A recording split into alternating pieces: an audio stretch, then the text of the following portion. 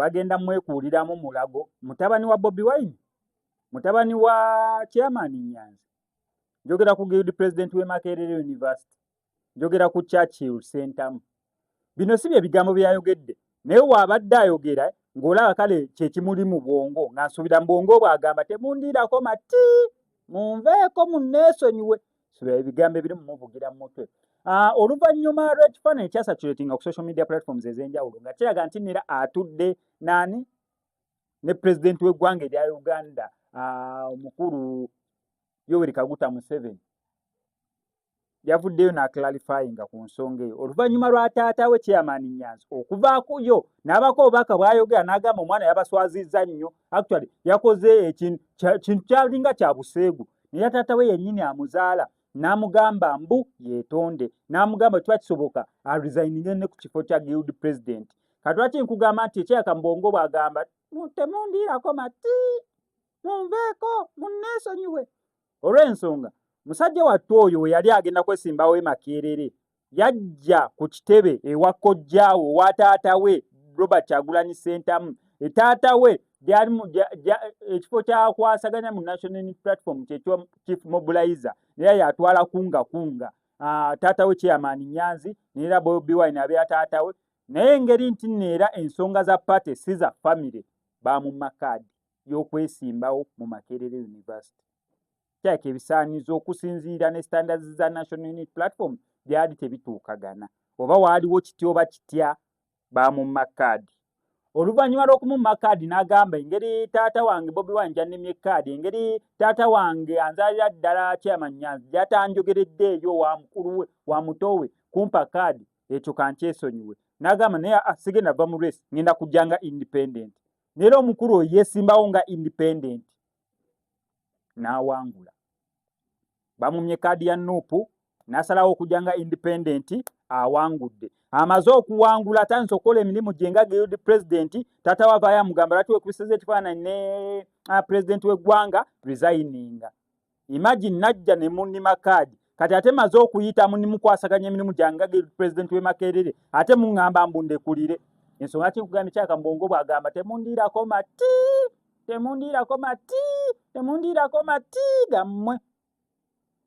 Yavuddeyo okubeera nga annyonnyola ku nsonga taata we bye yayogedde, naye nga ensonga we yali n'otuuka okubeera nga yeekubisa ekifaananyi ne pulezidenti. Abamu ne bagamba mbu yalidde oba yagenze mu State House, ensonga zonna asobodde okubeera nga aziclarifyinga. Bino byasobodde okubeera nga ayogera musajja wattu. Subscribing on your notification bell togenda beera nga missing updates naddala nga zino. Bannayuganda bannange mbalamusizza, amannya nze Nyanzi Fred Ssentamu Ssabakunzi w'ekibiina kya National Unity Platform. Nfunye amawulire ku internet wonna ganyiza bannayuganda, nange ne ganyiza nnyo. Nabyo ebifaananyi nga byesittaza. Omanyi nyinimu wataba ebikere bitemba ennyumba. Nabyo ebifaananyi mutabani wange nga atudde ne dictator. Mwana wange Churchill, omusajja oyo gw'otudde naye musajja mutemu, talina kyakwagaliza. Mu ngalo ze mulimu omusaayi gw'abantu.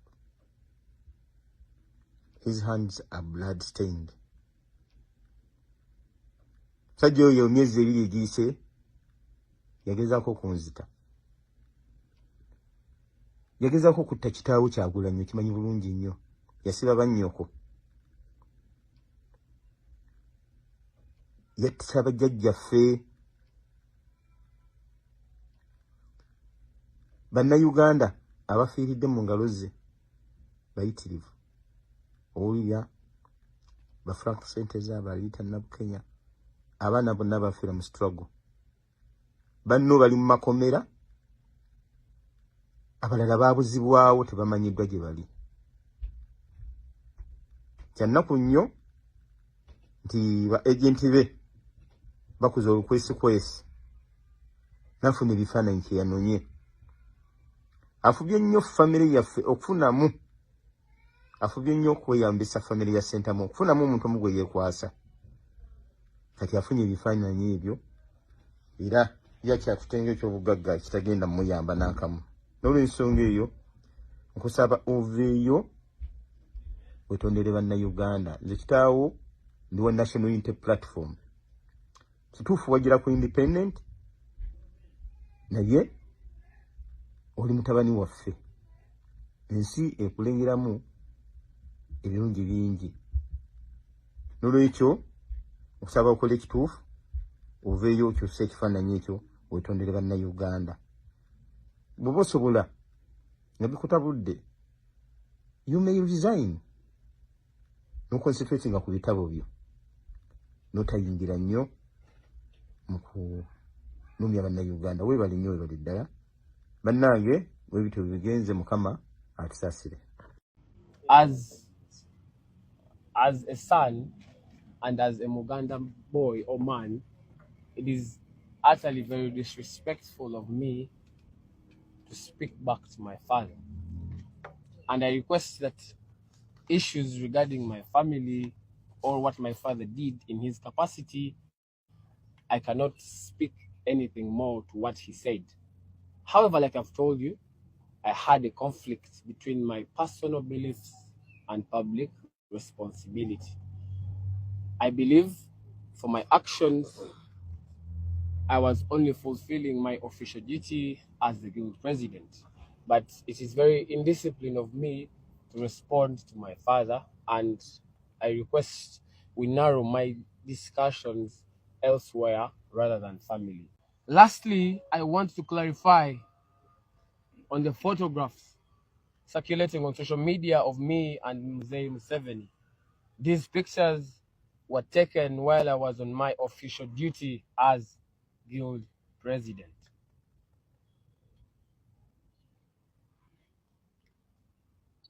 At the launch of the Research and Innovation Week, representing over 45,000 students of diverse political minds, beliefs, and I think it is at this point that I encourage Ugandans to enhance tolerance for diversity. Unfortunately, they have stirred the storm among the general public, my family, and students. Some opportunists are also using them to tell blatant lies for their benefit. Makerere University is a public institution, and General Museveni, by virtue of his office as stipulated in Article 99, subsection 3 of the Constitution of the Republic of Uganda, which vests executive authority in him to be responsible for the welfare of the citizens and safeguard the Constitution and laws of Uganda, among others. Ugandans must know that in hierarchy and the tree of administration at Makerere University, Mzee Museveni is the visitor on top of the chancellor and the chairperson for the university council. It is from this that the office of the president derives its mandate of providing leadership in public policy management and good governance. It is my line of duty to account, follow up, and question Mr. Museveni's day-to-day business, because the power is in our hands to do so, not only as a student, but as a guild president in regards to Makerere University. Relenting from my duties as a guild president of this institution makes me a populist, not an executor. As a moralist in the same sense, I am equally disturbed by the prevailing injustice in our country, which is attributed to the current regime.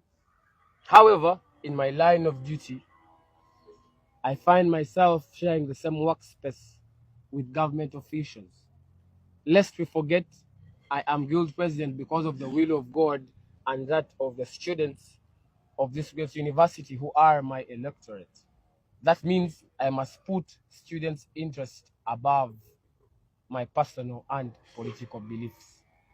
I urge the general public not to blame or condemn my family, especially my father, Mr. Nyanzi Fred Sentamu, for my actions as a guild president.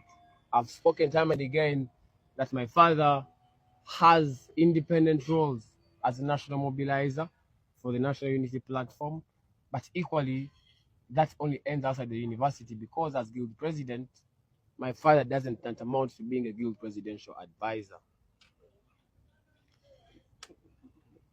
My family has stood firm against oppression in this country, and I honor their courage. The pictures in circulation should not be interpreted as a mode of betrayal to some people of our shared values, but as a consequence of balancing personal beliefs with public responsibility, which I independently sought for. When I took up this responsibility, I was well aware of the burdens that were to come along with it. Therefore, I remain committed to the values of truth, justice, and servant leadership. I will continue to walk in the light of our shared ideas and work tirelessly for a better Makerere and Uganda where every voice is heard, respected, and protected. We build for the future. Let's get hard for God and my country.